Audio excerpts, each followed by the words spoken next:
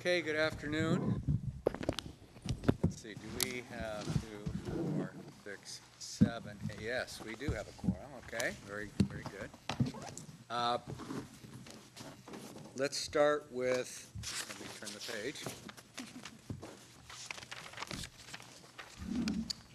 We are at item 3.3, the system-wide 5-year capital outlay plan.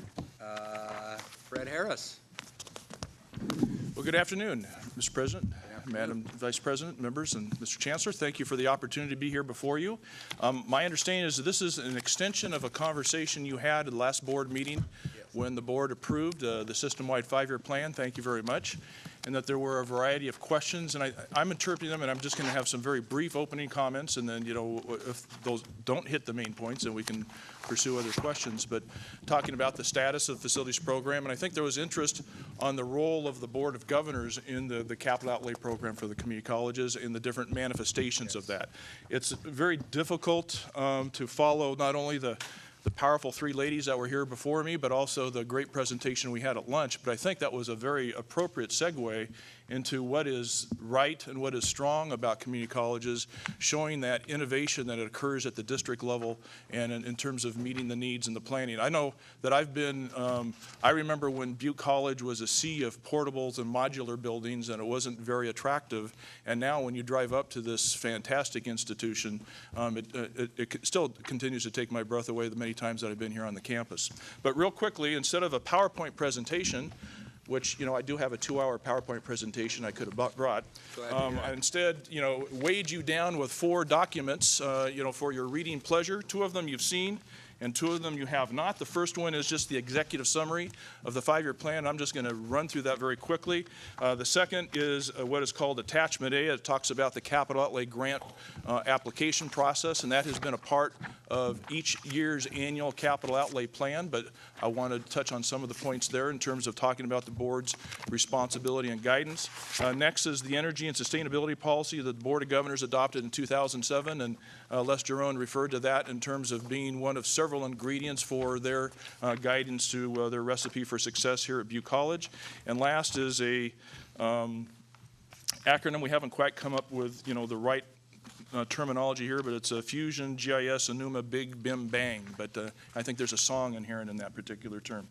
But real quickly, the Board of Governors has statutory requirements in the government code and the ed code to produce an annual 5-year plan, if you can kind of get that nomenclature, but something every year that we do system-wide where we roll up. There's also a legal requirement for each of the 72 districts that is interested in receiving state capital outlay dollars. They need to prepare an annual 5-year plan. We roll all that information up, normalize it so it makes a little bit of more sense from a system perspective, and that was what was before you and what you approved. And just real quickly, over 5 years, the 12-13 plan, and that covers the period 12-13 to 16-17, that annual plan demonstrated $30.9 billion worth of need over 5 years, broken out in terms of $12.75 billion for new construction, 8.75 in modernization, and then 9.4 of need that just was put off in out years because of just overall capacity to elicit that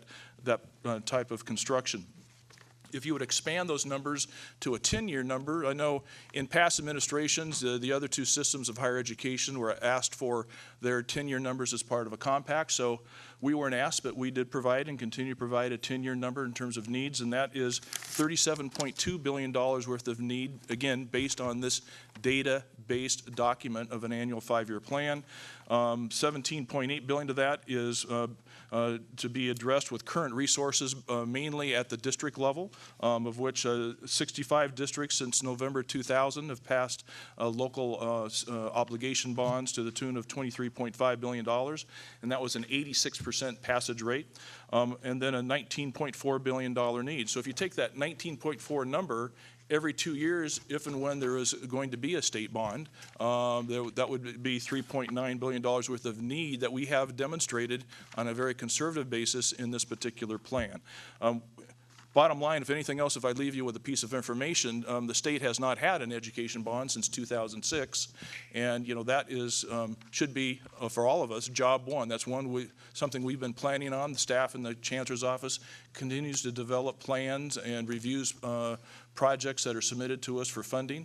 And we have for 12-13, the Board of Governors approved an annual capital outlay plan. I make that distinction from the 5-year plan of $451 million in 82 projects with a $1.7 billion out-year cost. And that was matched by $311 million of local bond dollars and $968 million of out-year costs to a total overall impact to the economy, and since the name of the game right now is jobs and impact on the economy, of $2.6 billion. But that is dependent on a 2012 bond. We've just finished the first year of a 2-year legislative session, and I think it would be gracious probably to say the bandwidth was eaten up on budget problems. There's nothing, in my personal opinion, and I believe the recent statement about jobs with the President of the U.S. There's nothing more stimulative of the economy than infrastructure, and hopefully that will be that recognition will kind of drown out the other concerns that even though we need, with the budget cuts we're getting on the support side, you need to continue to keep a long-term version for capital outlay planning, which we do in terms of, again, the plan going to 16-17, and we still have an awesome need. There's been, I think, as Patrick showed in the numbers earlier, a 5% reduction or so in terms of head count. But again, the trend, notwithstanding the bobs, even though it looks like we had a beginning and end from 2000 to 2010 at the same number, the trend will, if the funding is provided, and that's really the true governor with a small g, is the amount of funding that's provided for community colleges. If there was more funding that could be provided, that demand would continue to grow. So that was a very quick overview of the 5-year plan. It is a robust planning document, and if the one theme that I share with you is partnership.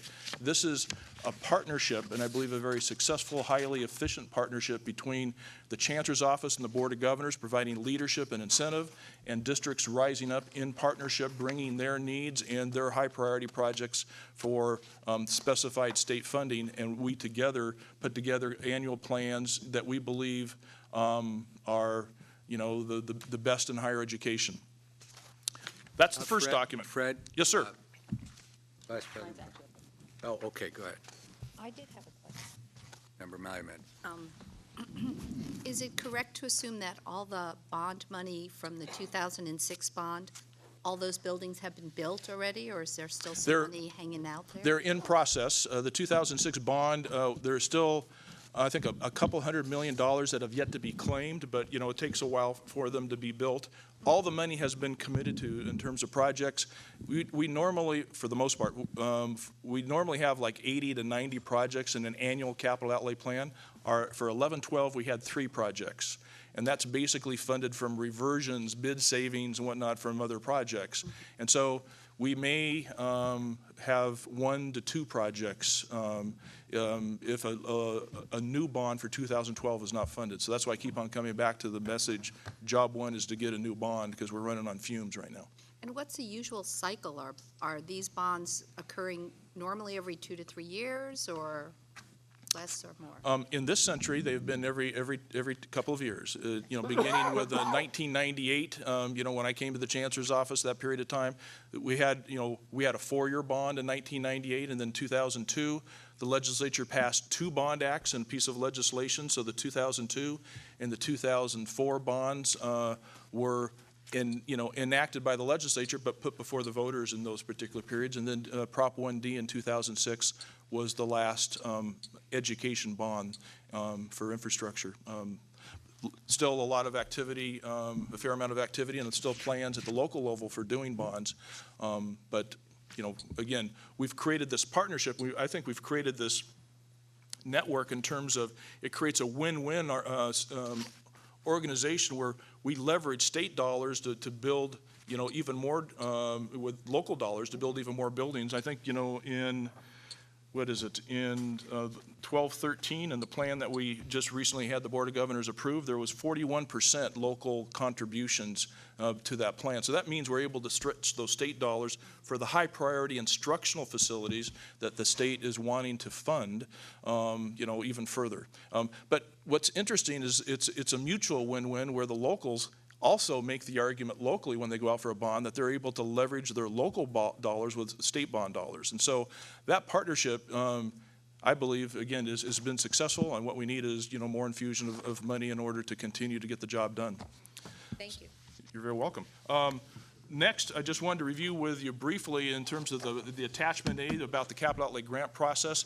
If you go on to the second page, this is a priority criteria that was adopted by the Board of Governors in year 2000. Again, before then, generally the system was funding growth projects and was, the kind of the euphemism is if you had a golf course nearby that staff could go to, you might get a project, or if you were married to the chancellor. But we created a system where we balanced out, a process where there was growth and there was the realization that we had a burgeoning need for modernizing our existing facilities. We have a plant now of 5,000 buildings and 71 million square feet. And what is it? The numbers are 69% are over 25 years old and 47% are over 40 years old. So the need to balance out modernization with growth was now, I think, a recognized, workable system where districts are now submitting projects for both. And we would fund health and safety projects first as a priority. Growth would get, 50% of the remaining funds. And then modernization for instructional space would get 25%. We had a category which is unique to community colleges called Complete Campus, where the libraries primarily and performing arts instructional facilities would be built. And also there was a spate of child development centers that were built under that particular guise. If you don't have those basic functioning units in your campus, those were the types of things that would be funded under this category. And it was recognized, and this came up through the system, through consultation with the system, that this is the type of priority that we would want have that included. And then on the what's called instructional support, we had a duo of growth and modernization and need for those kinds of facilities to be built.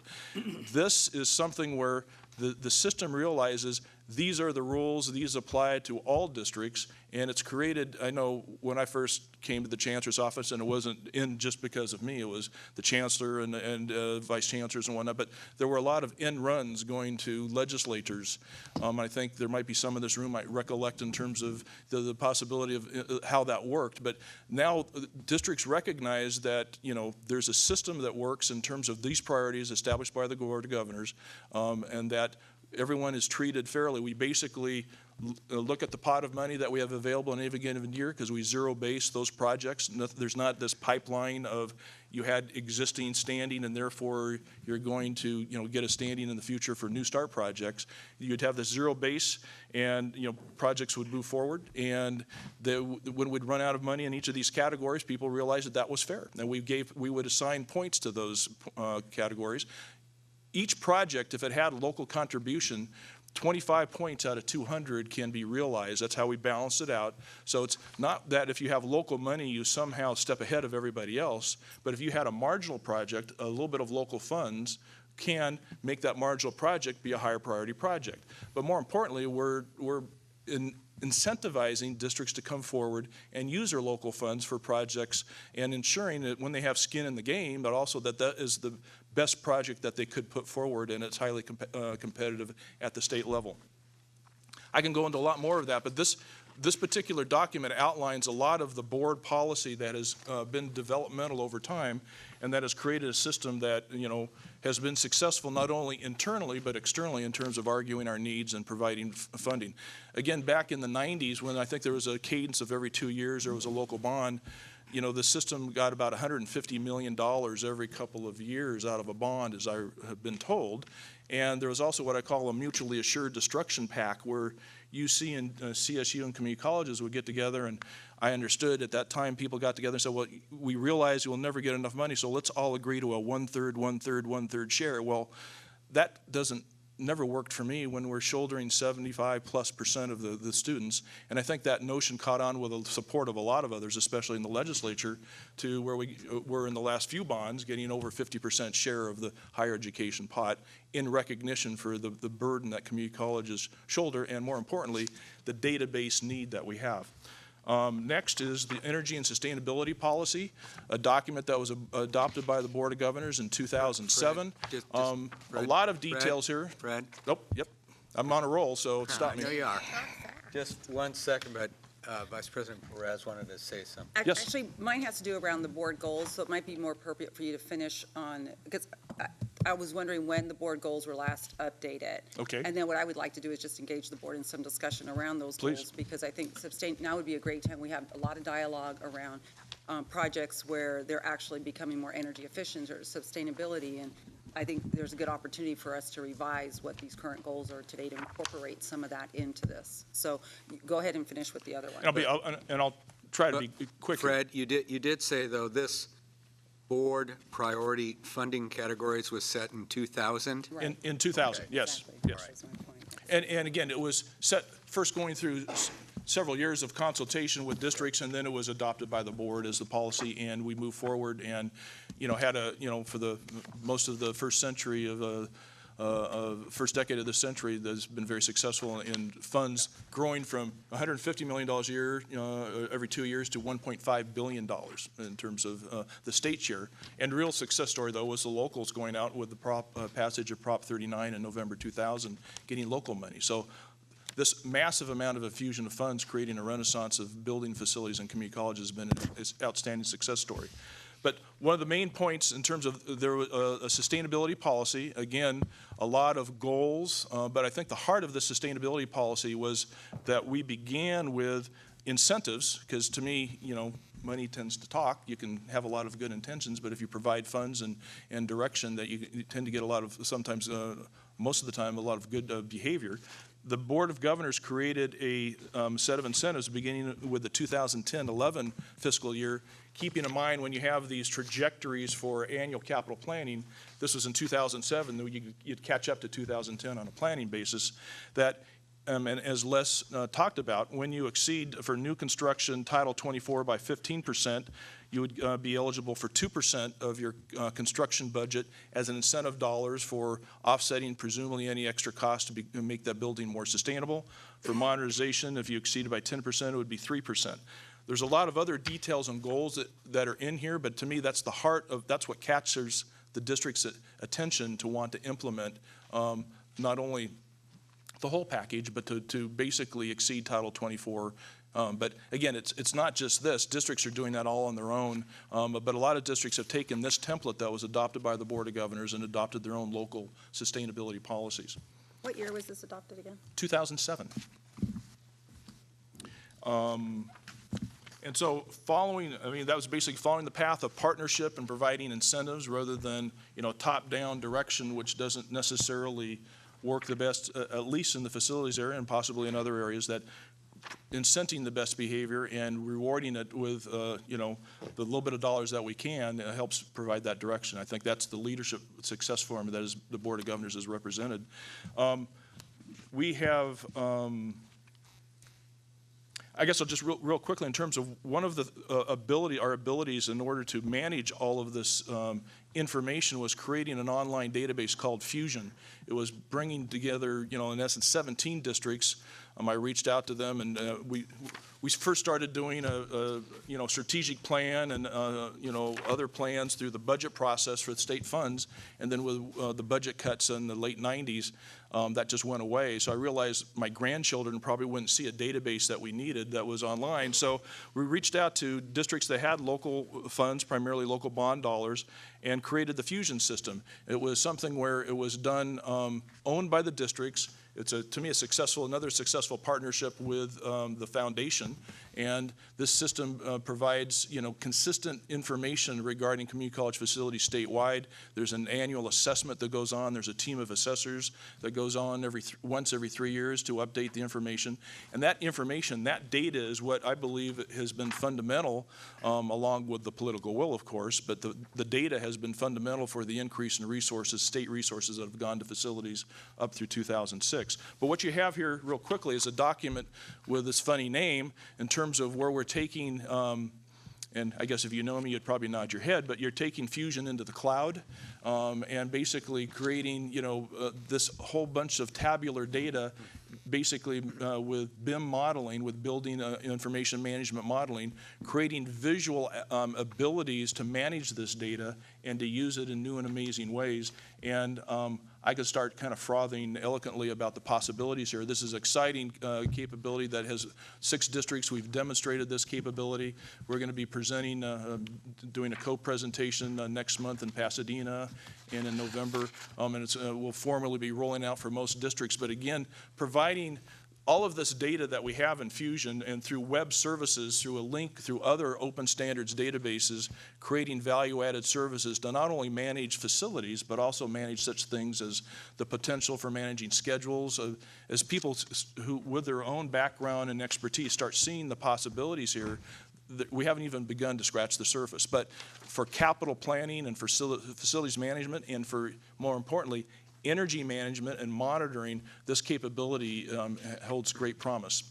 But with that, I would just commend you that there's a lot of robust planning information and policy guidance from the Board of Governors that goes into our capital outlay planning, and I appreciate your ongoing support. The 2 major venues is the annual capital outlay plan and the annual approval of the 5-year system-wide capital outlay plan. Vice President and then Member Baum. So, we talk a lot about, we've had discussions over the last couple of years around the projects that are coming before us and what's the component associated with points for sustainability or energy efficiency. And based on the fact that this was adapted so long ago in 2000, I would really like to see this updated to incorporate more of that. Obviously, with the consensus of my fellow board members. But I think, considering where we are with budgets, considering the technology improvements that have happened, not only since 2000, but even 2007, as far as building code requirements, et cetera, I think there's an opportunity to take both of these documents to another level. So I would like to put that out there for further discussion. Member Baum. My point is, thanks for the report, and I support the plan as presented. But one of the other things I think, as you've articulated, is we as Board of Governors take leadership in policy and others, and we're really counting on a new bond to fund a lot of these projects in the pipeline. It helps when you have money. Yeah, so. But one of the thing that we need to do is also think about how we can maintain and improve public trust in our ability to manage those resources. And there's been the expose in the Los Angeles Times about the management of bond funds by one district in the state that was significant. What's our board's ability to actually say we've taken lessons from some of those and have imposed certain guidelines, policies, regulatory efforts to ensure the absolute highest and best use of funds for capital improvement. And so that's another, I'm hoping that this seems to be the only place where we get into kind of setting statewide policy on capital investment. And so where can we play a role in ensuring that the funds are managed wisely and effectively? I didn't know if I'd like to respond. I don't know if that was a dialogue you wanted to have with your colleagues, but basically there are, we believe we put in maybe not all that can be done. We think we've done a sufficient amount of safeguards, whereas when a district seeks state funds, number one, we basically appropriate those funds once, and if there's any cost overruns, as some of the things you've read in the newspaper, those kinds of augmentations are something local. So whenever there are those local increases, then hopefully when they have, more skin in the game, there's a extra consideration that's given. But at the vendor level, in terms of we're providing, the advocacy, the funding for projects on a priority basis, and then we review the projects at least 3 times in a plan checking basis as they are rolling out in terms of both planning, working drawings, and at the beginning stage of construction. But with, the 9 staff that I have in the Chancellor's office for the largest capital outlay program in the state, we don't have the capacity to be on the ground monitoring, the construction of the project. You have the Division of State Architect that has some responsibility in that particular area in terms of ensuring the plans, the building gets built according to the plans. I don't believe there's a shortcoming on behalf of the system. What I want to say is what can the Board of Governors do to actually express on a policy level or a direction level? The Chancellor has been working with the Controller, who's going and asking districts to comply with the request on executive compensation. And that's something that we'll be doing. Is there anything that can be done to ensure or to demonstrate to the public that those funds that are being invested in capital improvement projects at community colleges are being done effectively? Is there I just don't know what we can do. It's just what I'm struggling too, because you want to be able to do something on a system-wide basis. Maybe the Chancellor could respond. Especially if we're going to go to a statewide. I hear you. bond. Yeah. I hear you. Okay, I think Fred said clearly we have 9 people to oversee this. As you well know, I answered one particular legislator who was concerned over the fact that this particular projects or the millions of dollars that were spent in Los Angeles were not well spent. And we do give guidelines. Number one, I think Fred can tell you, in other words, we prioritize what the programs are. We award it, I think health and safety is first, and then maybe instruction is second, and so forth. So we follow those guidelines when they apply. Now, the thing that we don't do is that, number one, we don't approve who the contractor is. I mean, that's done, as you know, at the local level. Normally, when a college goes out and seeks a bond, they indicate what they're going to spend the money for, and they indicate also the kind of committee, local committee, often composed of people outside the college, which will help in overseeing these projects. So what happens is, because we are a very decentralized system, we simply allocate the money. We say to them, we approve their budget, and we approve their overall plan. And we say to them, if you spend more money than this, that's your dime. It's not our dime. We don't, if the cost of the project was $16 million and the allocation amounted to $14.5 million, then that local district is obligated for that $1.5 million overrun. We're not obligated, and we don't step up to the plate and shouldn't. But as you well know, we can set the overall plan, but it would call for a tremendous increase in staff if we were to get involved in going down to that local district and actually overseeing the construction. And I don't think, frankly, that the state of California would be at all interested in allocating sufficient money for us to do that. And I'm not sure that's the best way for us to do it anyway. I mean, in other words, but we are going to have some breakdowns at the local level. I mean, we're going to have, we occasionally have mismanagement. And even in one case, I recall some years ago, we had some fraud committed where one of the local trustees went to prison. Fortunately, that doesn't happen very often in our system when you consider the fact that we've got we've got 72 districts, and that means we've got at least 350 to over 400 local trustees.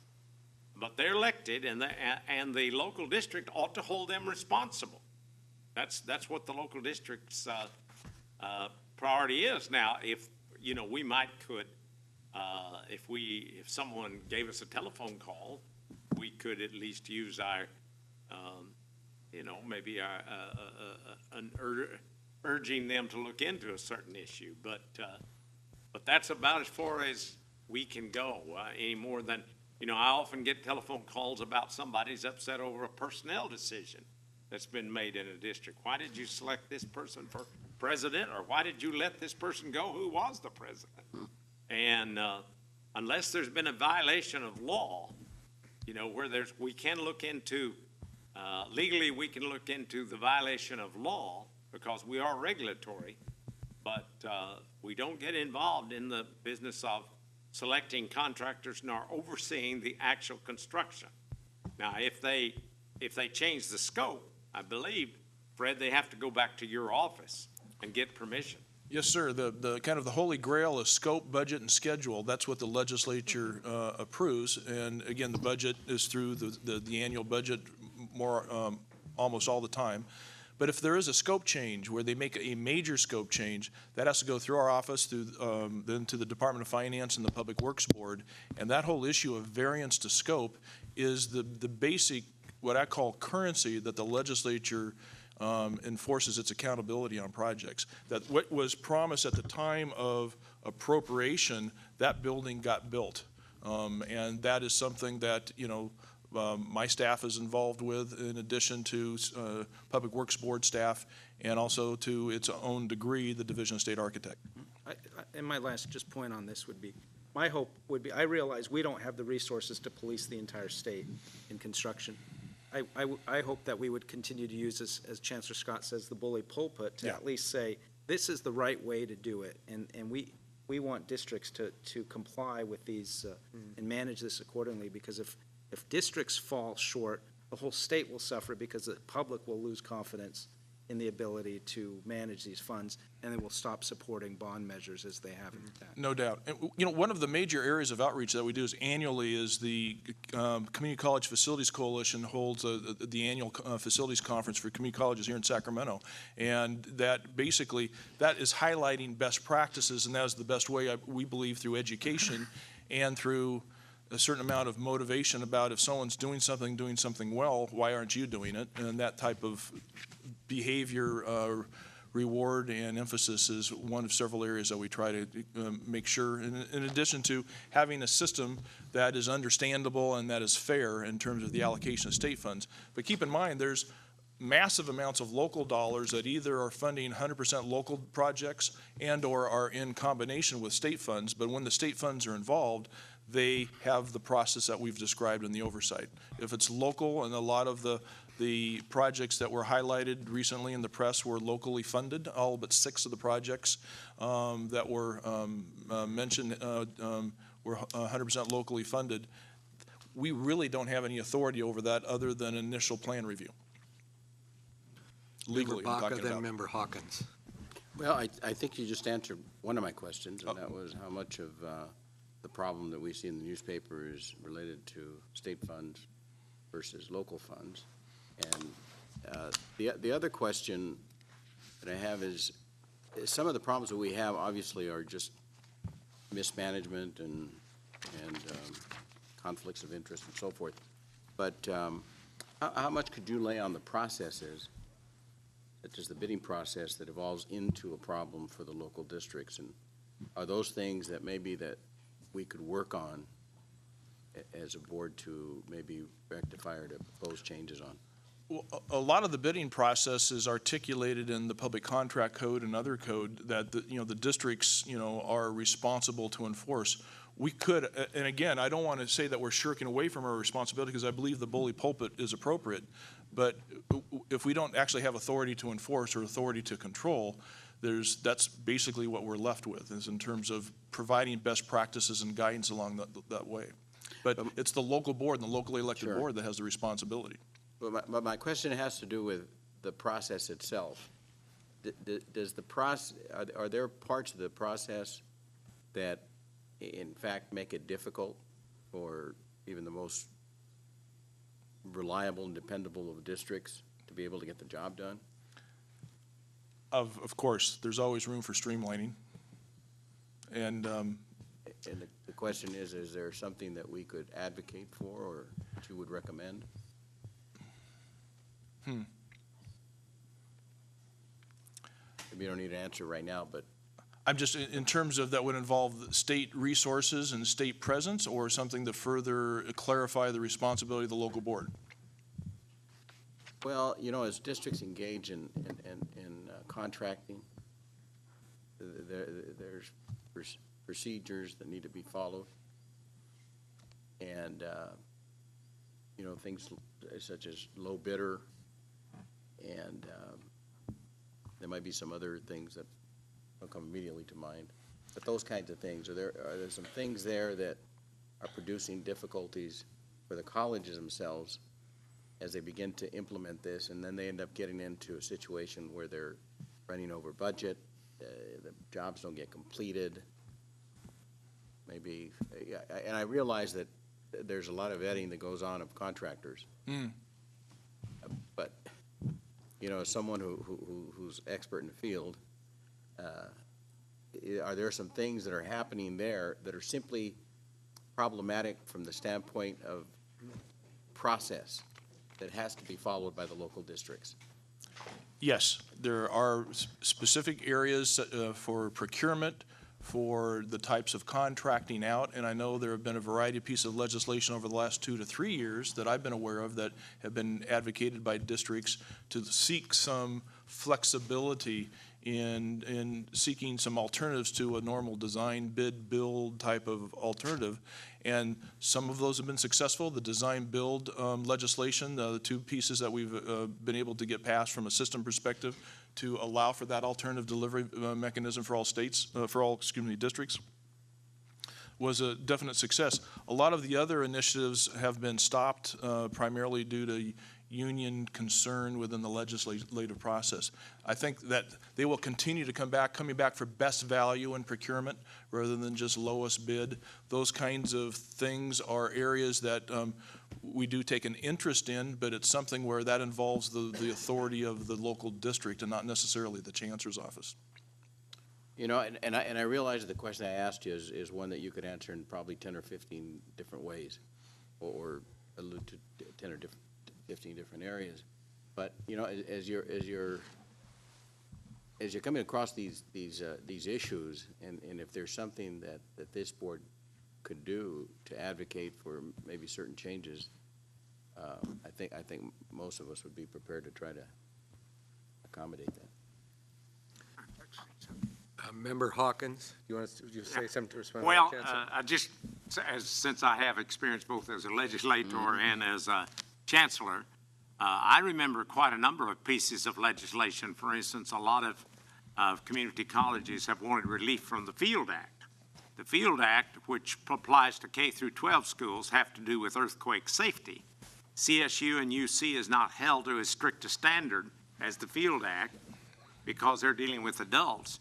And we were caught up in the Field Act because years and years, decades ago, we were part of the K through 12 system. So we do on occasions come up with suggested changes, but much of that is legislation. And whether it's, our governance system has some parallelisms to K through 12 rather than to CSU and UC. In other words, we have locally elected boards which have authority in terms of avoiding. Now, if they have a conflict of interest, then of course that can be prosecuted. That can be prosecuted on the local level. If, you know, some local trustee decides that he's going to give a contract to his brother or something like that, then there are laws that deal with that. But the fact that sometime, and you know, the reality is when you think about how many building projects, say in 5 years, do we have, would you estimate, or could you estimate that? Well, keeping in mind when the pipeline's fully full, we have probably 500-600 projects moving through our office that have some form of state funds. That doesn't include all the local funds that are going on. Mm-hmm. So you can see the magnitude of the problem. And if any of you are certainly, I would be happy to try to influence legislation to improve the process. And certainly I would look to Fred to make any suggested changes. I think overall the process works pretty well. But it's a little bit like our personnel processes. I think our personnel laws are pretty good.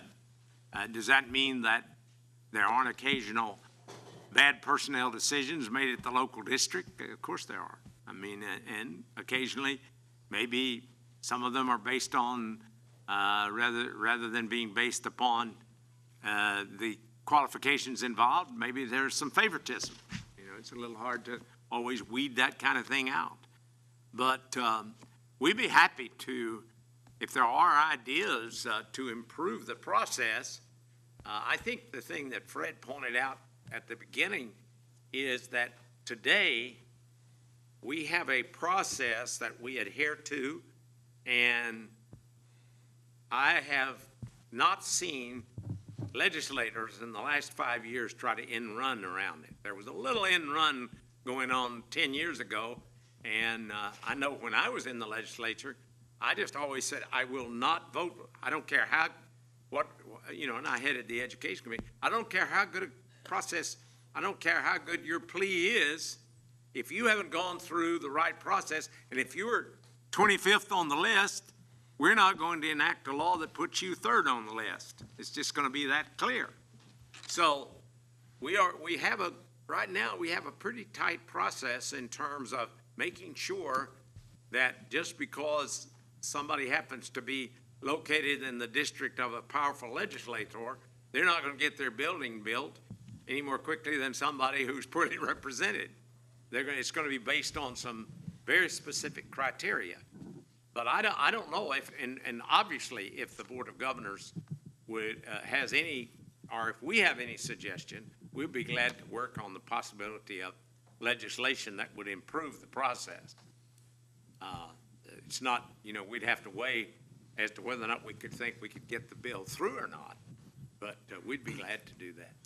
Always open to suggestions, and again, though, I would ask that job one needs to get a bond passed. There's all the other things that need to happen are important, but if we don't have a state bond, then that makes the, our particular, share of the game moot.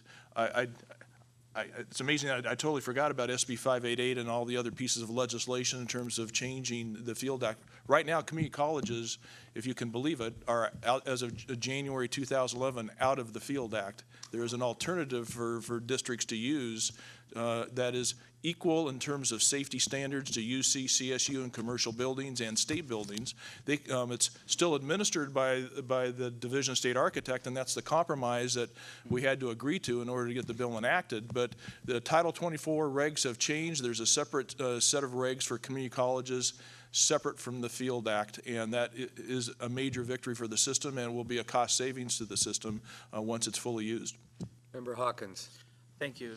I would like to support Alice's recommendation that the board review the two documents because of their age and incorporate both what Member Baum and Member Baca were looking at. If there's nothing new, fine, but at least we give it the diligence. It's so important.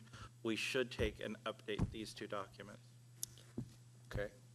Member Baca. Yeah, just to add on to that, I think being that we're here at Butte, it would be appropriate to at least get some of the language in on sustainability into the priorities in some way as appropriate. Okay. I'll just chime in, and it was from the Board of Governors that Field Act change occurred. Right. For some Okay. newer members. I'm just trying to think the best way to do that. I suppose maybe, Steve, maybe we could agendize this in November and ask board members to think about, review those documents, think about those priorities, and then we could have reserve some time and have a discussion and talk about suggestions and ideas. And one other thing, it looks like if we look at, on the energy and sustainability policy on number 1, there is a goal there that's based on by end of fiscal year 2011-12, that districts look at reducing their consumption by 15%, et cetera. What would be nice is to, prior to that, be able to have information on where districts are in meeting those goals right now. It looks like we're collecting some data on that. And I would just ask each board member to review this, because that's just what I just read off the top. But there might be other information that would be helpful for us as well. So it seems to me it'd be timely for us to do this based on this one goal. By the end of next year, it'll be timed out. So we should look at what new goals we want to incorporate. In anticipation of that question. Brad, hang on a second. Sure. Member Hawkins, maybe you can work with the Vice President and Member Baum and Baca, those who have spoken up on this issue, and kind of take the lead on that. I would expect that everybody would review, their documents, have their own ideas, but if you all could come forward with some suggestions as a group, I think that'd be helpful. Fred. Well, I was just going to say, in terms of Vice President Perez mentioned for that one particular goal, the information that we have through June 2010, with 83% of the districts reporting.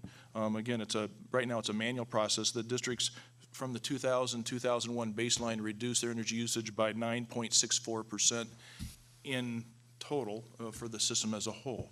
And one of the things that I was excited, again, it's a bit of a tangent, but for the Enuma Fusion Collaborative, having that ability to provide that type of information, we'll be able to get greater participation on that kind of data, being able to gather it much easier, so that it'll be more topical and more to the point. So if you could send that to us via email, and the main reason I asked for that is Board Member Ramos, who's not here right now, he had sent an email to the board talking about this topic as well, and I think he would have an interest in understanding that information, too. Definitely. I was very much interested in hoping for Member Ramos to be here. I know. Two things, that we also have a partnership with the investor-owned utilities for the system, and it's a group of districts and Chancellor's Office and the 4 investor-owned energy efficiency utility reps that meet at least monthly, and we've been having regional meetings. I had invited Member Ramos to come in, but it was a short notice, but I think I would like to, that's kind of our consultative group in terms of working out the next steps for energy efficiency for the system. And for those board members who are interested, if there's now a tacit subcommittee that I could grab a hold of and use and abuse for those types of meetings, we'd definitely want to incorporate your ideas for that. And just one other thing, there's some pretty progressive municipals out there as well. I Yep. know you have a tendency to work with the IOUs, but I would encourage you to also invite some of the progressive municipals to attend that. We've been meeting working as well. with SMUD and LADWP and several of, I think, Pasadena and Glendale, Okay. municipalities, just as a sampling. And what's found is that they don't have the same kind of dollars that are flowing through the public goods charges, but they are interested. They have programs, especially in the new construction program.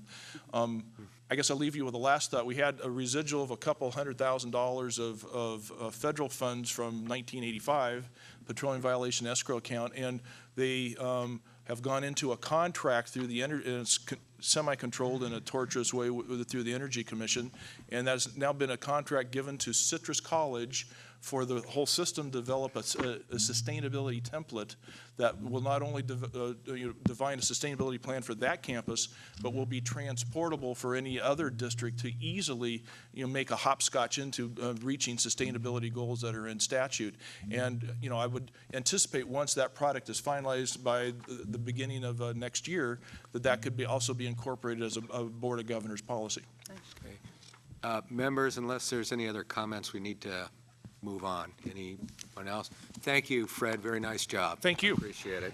Chancellor, could I ask that we agendize that for our November meeting? Just for board members to come forward with ideas regarding the board priorities